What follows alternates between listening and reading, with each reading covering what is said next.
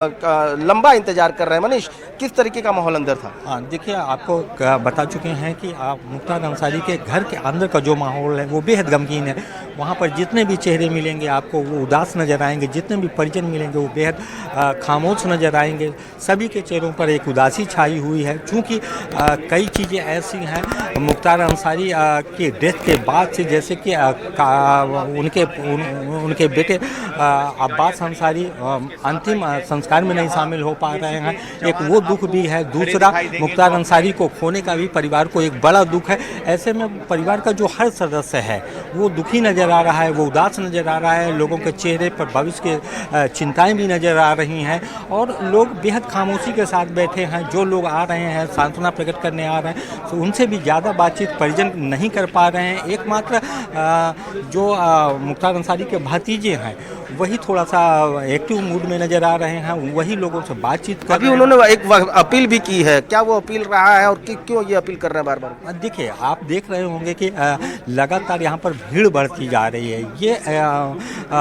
भीड़ की जो संख्या है वो धीरे धीरे बढ़ ही रही है और उम्मीद की जा रही है कि ये भीड़ लगातार बढ़ती ही जा रही है। और सारे के सारे जो लोग यहाँ पर आ रहे हैं वो मुख्तार अंसारी के पैतृक घर तक जाना चाहते हैं, उनके परिजनों से मिलना चाहते हैं, साथ ही वो मुख्तार अंसारी के पार्थिव शरीर को देखने की इच्छा भी रखते हैं।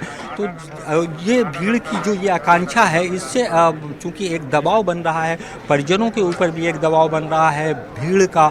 और चूँकि माहौल ऐसा है कि परिजन भी कुछ ऐसी व्यवस्था चाहते हैं कि सबसे पहले वो उन प्रक्रियाओं को, उन रवायतों को पूरा कर सकें जो अंतिम संस्कार के लिए होती हैं। ऐसे में पुलिस के अधिकारियों ने भी कई बार निवेदन किया, कई बार आग्रह किया लोगों से कि लोग थोड़ा सा दूरी बनाए रखें, घर से दूरी बनाए रखें और अनावश्यक रूप से किसी एक जगह पर जमा ना हो, क्योंकि पूरे ज़िले में चुनाव के चलते धारा 144 लागू है। तो ऐसे में कुछ प्रशासनिक व्यवस्थाओं का पालन कराना भी प्रशासन चाह रहा है और साथ ही साथ यहाँ की जो व्यवस्था है वो सुचारू रूप से चल सके। क्योंकि अभी एक लंबा वक्त बाकी है, अंतिम संस्कार में पूरी रात बाकी है और यहाँ पर जिस तरह से बिल्कुल मैं रोकूंगा मनीष आपको। ऋषभ कुछ ऐसी अपडेट? कोई आशंकाओं से प्रशासन भी बचना चाहता है, परिजन भी बचना चाहता है। जी अनुपम, देखिए लक्ष्मीपुर रेलवे क्रॉसिंग अभी अभी निकली है और यहाँ पर लक्ष्मीपुर रेलवे क्रॉसिंग पर हम लोग थे और यहाँ पर कुछ देर के लिए काफिला रुका था। यहाँ से एक ट्रेन पास हुई है और अब ये लक्ष्मीपुर रेलवे क्रॉसिंग ट्रेन निकल गई है और काफिला फिर से चल दिया है।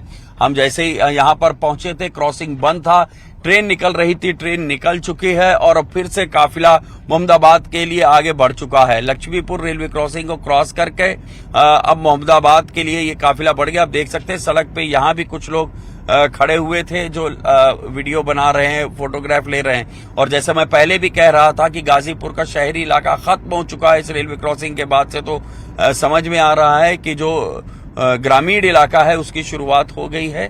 जो अभी तक दुकानें, मकान सड़क के किनारे दिख रहे थे वो खत्म हो गए। अब सड़क के किनारे पेड़ और खेत जैसी चीजें समझ में आ रही हैं। तो अब ये माना जाना चाहिए कि शायद 10-15 मिनट का समय और होगा और ये पूरा काफिला मोहम्मदाबाद पहुंच चुका होगा। अनुपम, बिल्कुल 10-15-20 मिनट आप बता रहे हैं। रवि हमारे साथ लगातार बने हुए हैं। रवि, लगभग 15 किलोमीटर की दूरी थी और अभी 15 किलोमीटर की दूरी बची हुई है।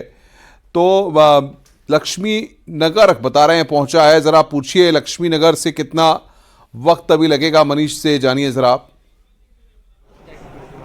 जी बिल्कुल, देखिए अनुपम, रेलवे फाटक होने के कारण रेल वहाँ पर फाटक बंद था, काफिला कुछ देर रुका हुआ था, इसलिए थोड़ा समय अब और लग सकता है। लेकिन जो 15 किलोमीटर की दूरी थी, जो मनीष से आप जानिए कि लक्ष्मी नगर फाटक से कितनी दूरी है लगभग और कितना वक्त लगता है? जी बिल्कुल मनीष, लक्ष्मी जो है वो कितनी दूरी अब वहाँ से यहाँ होगी? देखिए, वहाँ से लेके यहाँ की दूरी तकरीबन 10 किलोमीटर या 12 किलोमीटर होगी। और एक तरह से कहा जा सकता है कि अब मोहम्मदाबाद क्षेत्र में जो थाना क्षेत्र है या मोहम्मदाबाद तहसील का क्षेत्र है, वहाँ पर 100 वाहन का काफिला जो है वो आ चुका है और मुझे लगता है कि मैक्सिमम 10 मिनट या 12 मिनट के बाद यहाँ पर 100 वाहन का काफिला पहुँच जाएगा। बिल्कुल, देखिए 10 से 12 मिनट मनीष का कहना है कि 10 से 12 मिनट में काफिला यहाँ पहुँच जाएगा और उसके बाद से सारी जो यहाँ पे लोग हैं वो उन्हें उनका जो समर्थक हैं वो अंतिम दर्शन करेंगे और इसके साथ ही शव अंदर जाएगा और उसके साथ जो परिवार वाले लोग हैं वो दर्शन करेंगे और बाकी की जो प्रक्रिया है वो शुरू हो जाएगी। अनुपम, बिल्कुल, बहुत बड़ी खबर इस वक्त आ रही है यहाँ पर। ब्रेकिंग न्यूज, मुख्तार के घर की ओर जा रहा है काफिला। बस कुछ ही देर, 15 मिनट यहाँ पर, ज्यादा से ज्यादा 15 मिनट में काफिला पहुंच जाएगा। सबसे पहले यहां पर ये बड़ी जानकारी, एक्सक्लूसिव न्यूज यहां पर हम दे रहे हैं। मुख्तार के घर की ओर ये काफिला जा रहा है। इस वक्त की ये सबसे अहम और बड़ी खबर और जानकारी यहां पर। बड़ा अपडेट आ गया है, 10 मिनट लगेंगे, सिर्फ 10 मिनट। बड़ी खबर यहां पर इस वक्त की, सिर्फ 10 मिनट में घर पर पहुंचेगा ये शव। बड़ी खबर यहां पर हम आपको बता रहे हैं, मुख्तार के घर की ओर ये काफिला जा रहा है। बड़ी खबर इस वक्त की। रवि हमारे साथ बने हुए हैं, ऋषभ हमारे साथ बने हुए हैं।